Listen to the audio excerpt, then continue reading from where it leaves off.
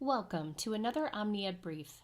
My name is Christie Bonfiglio, and for the next few minutes, I'll be sharing a few thoughts on one topic within a short series of videos on building student engagement. Now, please be sure to take a peek at the other videos in this series, but for now, let's determine the purpose. Student engagement, well, it's so important in our classrooms. Although it is a complex set of variables, what we do know is the more a student is engaged, the higher the probability for learning and success. Now, given this is the case, how do we get students engaged?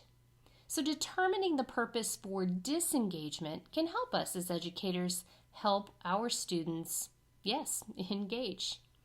So maybe you're asking, why is determining the purpose important? What are the three options for disengagement? And how do we address them?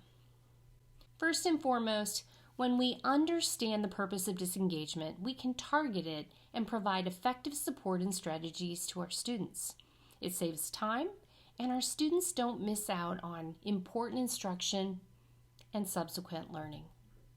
What we know about disengagement is that we can identify, let's call them three purpose buckets: physiological or executive functioning skills, skill deficits, and performance deficits. When our students disengage and they have a physiological issue, we would consider attention deficit disorder, perhaps anxiety or depression, and even processing difficulties. Now, students with skill deficits are our can't-doers. They lack the academic skills related to a specific lesson. They don't understand the content or task, and therefore, they disengage. Our students with performance deficits are won't-doers. They lack motivation. Again, why is it important we identify that purpose for disengagement? So we can address it effectively. And therefore, we must ask ourselves, how do we intervene?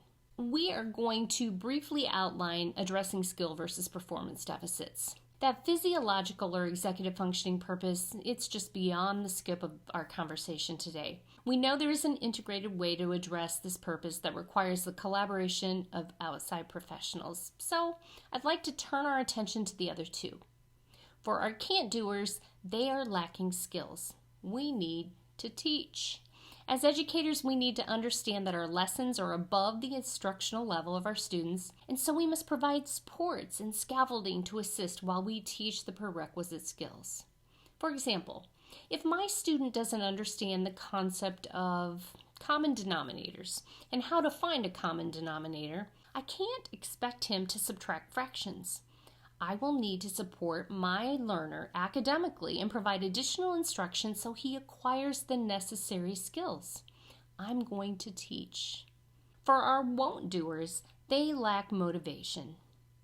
So as an educator, I need to step up my game with instructional strategies that will motivate my student to participate. I need to offer her choices and provide additional opportunities to respond, and affirm and praise her when she's engaged with very specific feedback.